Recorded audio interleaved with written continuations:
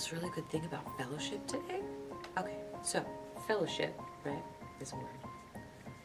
Fellows on a ship. You can't get off the ship. You're living in very close quarters. You're on a long voyage for a time.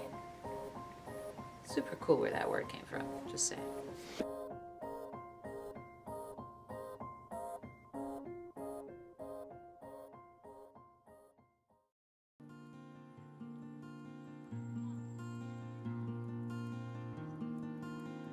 Describe yourself before you made that decision to follow Christ or have Him part of your life. Well, it's funny because I was brought up in church, so it's one of those things where you grow up thinking you're saved, you know, and you never make a conscious decision. And then I was brought up in grace and in blessing and in favor. And I had to leave. I didn't do it on purpose, you know. You take a step outside of God's will, and you take another step, and before you know it, you're like way off into left field, and that's what happened to me.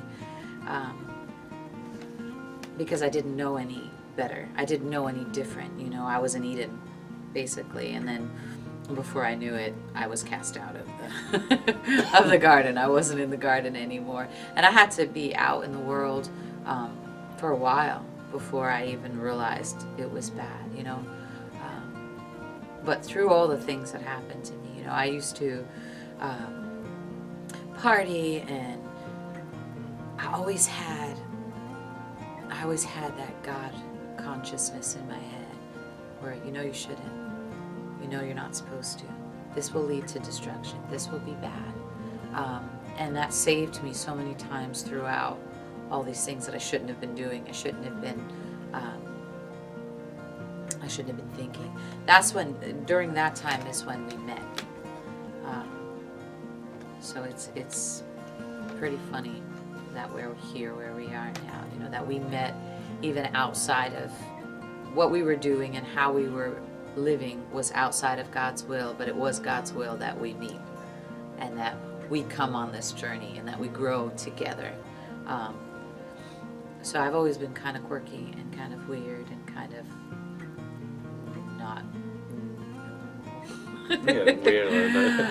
So I did this. Society, not normal. Yeah. But because of that, I never fit in when I was younger, even growing up, and I never understood why I never fit in.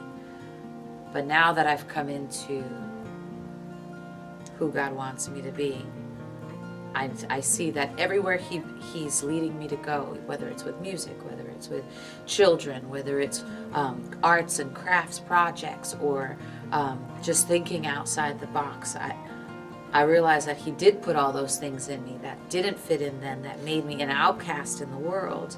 He put in me so that I could do what only I could do for Him. For me,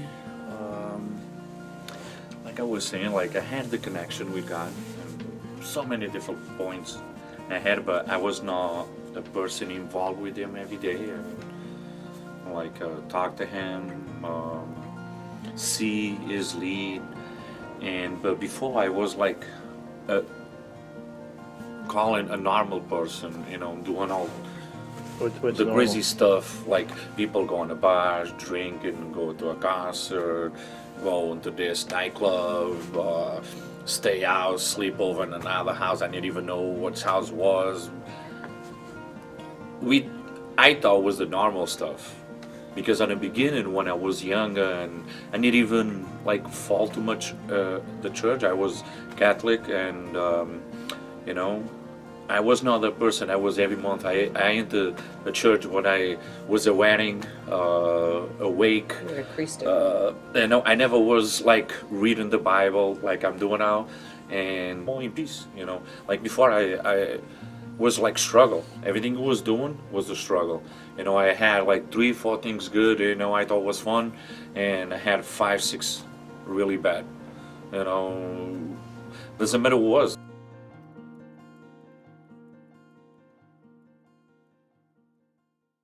What was it for both of you that made you change your mind, made you change your heart to finally say, you know what, I'm going to go back to church. I'm going to make Jesus part of my life? For me, there was a few standout moments. For me, it's amazing how many standout moments there had to be for me to finally, give in. Because I think a lot of times it's making that first step. It's going into church for the first time, because so many people, me included, I feel like, well, if I go to church, then I'm going to have to change everything. And that's scary, well, I can't do this, I can't do that. And you look at other people that are walking, so you think, in God's will, and they're not doing half of the stuff that you're having trouble giving up. Like, I smoked, I drank, and I'm like, well, if I go to church, then I know that I'm going to feel guilty for smoking, so I just won't go. So for me, there was a bunch of different things. Once And you didn't go because of the guilt. I didn't go because I knew that I would feel convicted to change. What I didn't know is that, which is amazing because I grew up in church. It's funny what your brain knows, but your heart doesn't know. What my heart didn't know is that God does not care that you smoke, that you drink, that you do drugs, that you cut yourself, that you whatever. He doesn't care. He wants you here. And once you're there, once he can talk to you, once he has an open line of communication, he'll start to heal you. And then eventually you'll want to change, not because you feel convicted, but because you love him. And you know that will make him happy. Same thing like you love your kids, and so you do things to make them happy, or you love your husband. It's the same thing. It's not religion. It's a relationship. I grew up at church, so I had sort of that, well, if I ever get in trouble, I just come running back. And so I call it Band-Aid God, where, I got in trouble, oh God, please help me, save me, blah, blah, blah, and he pulled me right out of trouble. And then I had cancer. Oh God, that was a big one. Oh God, help me, save me. And I came back for a little while, but then I was better, and so I left again. It wasn't a lifestyle change. It wasn't a relationship. It was, I was being a spoiled little brat kid, is what I was being. But I remember once, we have houses, we own tenement houses, and God has given us the most beautiful gifts in them. There are just crazy, crazy deals, like foreclosures that should have been sold and weren't, and he's just like, here you go. Oh, and that mortgage shouldn't have happened, and here you go too. We lost all of our tenants when we bought a new house, so we had 5 empty apartments and 3 mortgages, which is nuts. And I remember driving, and I called the pastor, and I was like, I know, pastor, that God didn't give me these houses to take them away. He's like, no, he didn't. And so I remember I hung up the phone, and I was driving down the road. I remember exactly where I was, and I had a connection. I was like, God, I know it. And that was, I think, my real first stand in faith, But since then, the devil doesn't want to see you grow. He doesn't want to see you get closer. So, the houses didn't work. Okay, she stood to that. Let me work on her family, or let me work on her health, or let me attack. So there's another part, because we started having pretty severe marital problems. I think any married couple, goes through like a serious desert time. And so I think we both kind of got to a God realization at that point, where I remember one time we were arguing, and I remember praying, and I was like, God, put your hand over my mouth and hold my tongue, because if I don't shut up, I know that this will blow up. I know that this will just, if I can't, and I can't hold my tongue on my own. And I'll never forget sitting there thinking, how am I not responding? And I just sat there and didn't say a word. And then I went to work, and I work alone. And I remember I got to a point where I was crying, and I just fell to my knees, and I couldn't even pray. And all I could say was Jesus, And my prayer just kept saying, Jesus, Jesus, Jesus, Jesus. And you know that he fixed things. I, till this day, don't know how, what happened, how things ended up. But he fixed things, and they've really just gotten better. Last year, I went through a hard part mentally, because the devil's just going to keep attacking you. And I think that's you just mentioned a good point. Where God been working our life, and a lot of like I still on the bar, so like that mentality. You're on the bar. I was 21 years old. You don't know how much dangerous it is, like going on devil ways to work inside the bar and what it is involved.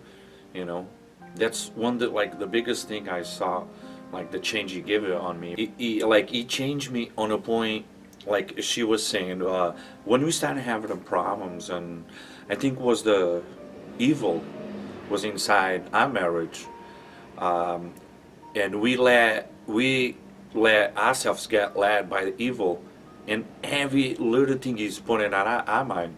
Because today, in our days today, the last years, we've being so faithful and so like connected with God in our relationship. Everything's so natural. I don't need to doubt it. Like if she cheated on me or anything goes on my mind like it was before. I doubt it because I was not really connected with God.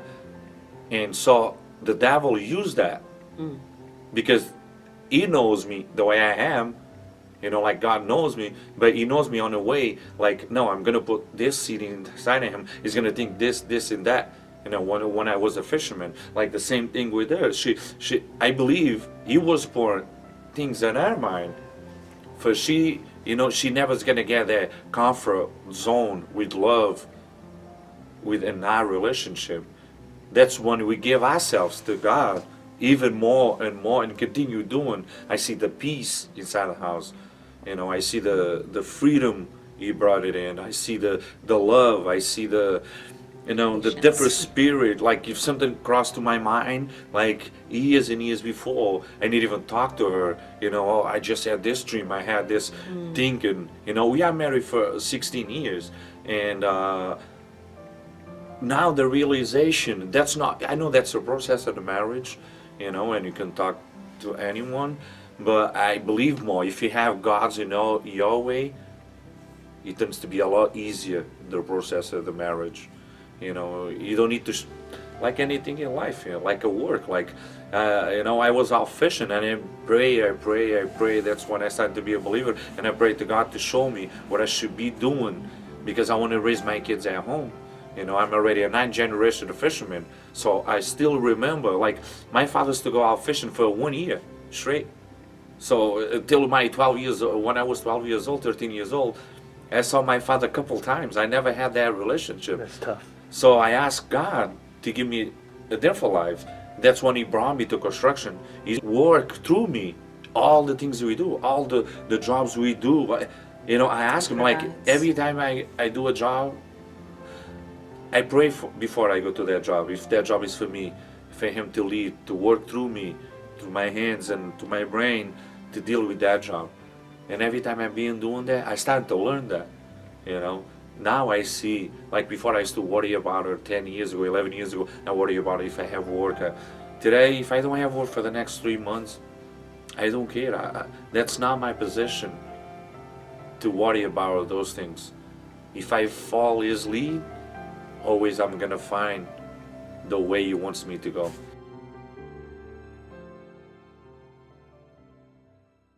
Doors and doors open, and I feel more connected because I don't know if it is I'm reading more the Bible. I'm still like in a phase I'm learning, and until the day he's gonna call me, I'll be learning. Be there, real Christian. People can look at you and you see the bright light through you to say, I want that.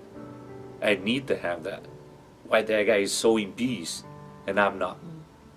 And that's one of the reasons I'm realizing more.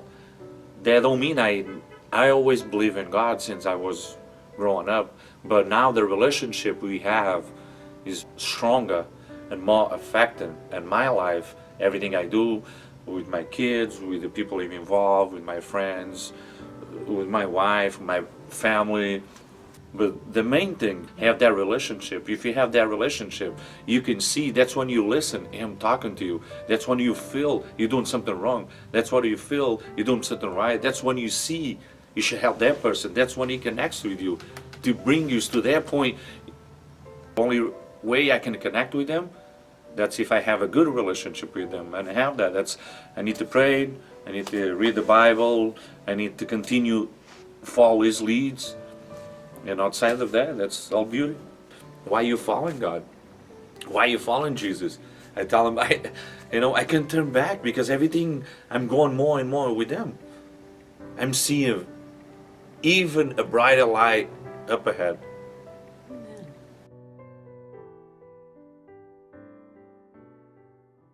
It all comes down to faith. Jesus has more credibility to me for that reason. But I encourage anyone that's sort of on the fence. The only way to truly know, and the only way that God can truly speak to your heart in the way that you understand it, because everyone is different. And once you open yourself up and you take that first step of faith and you say, okay, Jesus, you know what I'm going to believe. Just help me believe and show me how I can believe. He will, but you have to listen. You have to listen and you have to pay attention. And if you ask him for something, you have to listen and watch for the answers. And you know, patient. So the way he works around you. So, if you are so inclined, you have to give that first step of faith. I truly think that the best example, the best way to spread the gospel is to be the gospel, is to be the light in the world, is to be the different one that isn't swearing, that isn't chasing material, that does have a loving, kind heart, that is compassionate, that is giving. That those people too who don't know Christ but have every earthly thing, they know they don't have everything. There is a God-shaped hole, in everyone, and they don't have joy or peace. They might be happy and they might be peaceful, but they don't have joy. They don't have peace. What if they said to you, we do? Oh, I get it. I also know that But when before they I are had, alone, I know that before I had children, I thought I knew what it was like to have children until I had children. And that's my answer to you. Until you have peace and you have joy, you think you have it. God created the world, He created the earth and the planets and the solar system, and then He said, I'm going to create man, and I'm going to give him dominion over this earth. And He created us to be with Him, to love Him, to worship Him. He had the angels already. If you wanted just somebody that just did what they just sang to Him and all that, He was all set. But He created us because we had will. And we could choose to or not to worship Him. And I think that if somebody chooses to love you, it's much better than if somebody's forced to love you. So I like that about Him. I like that He's he wants to be wanted. God doesn't love, He is love. Like, if there were no God, there would be no love. He is joy. He is peace. All of Him makes that emotion possible. So if you have love in you, that's God in you. If you have joy in you, that's God in you. There is nothing. Those things don't exist apart from Him. And there's hell. So anything that you can think of that is good, that is peaceful, that is loving, that is holy, that is all God.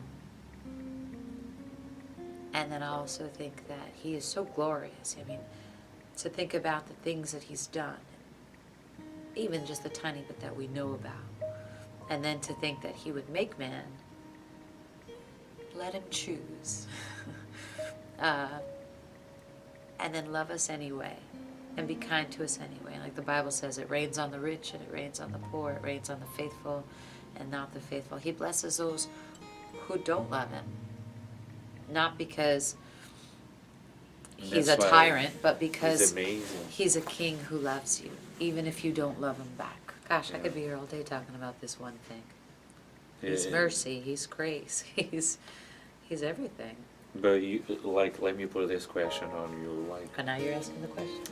no, just like, so people can understand. If you talk to one believer, how come you know that? I Because know you put the first step. Oh, exactly. You step up to him and And let he'll him walk with you. You know, I mean, the great thing about And God let too is that be with you. So you the take a way step. you know all those things on that. But if I'm an unbeliever, I'm still doubting. But the Sure. only way, the first thing that's I still like, doubt. it's still, if you don't let if you don't let him to, or you take that first step to go through him, like in this direction, so that way you're gonna find out. I can be talking and say all those good things, but it comes on you to come over and do the first step. Absolutely. You know, And the cool and- thing about God is that if you're like, all right, God, I don't know if you're really there, but if you are, I'm going to take a step. And he's like better than a 401k, you take a step and he'll match you. And you take another step and he'll walk with you and he'll show you things, at your pace, at your understanding.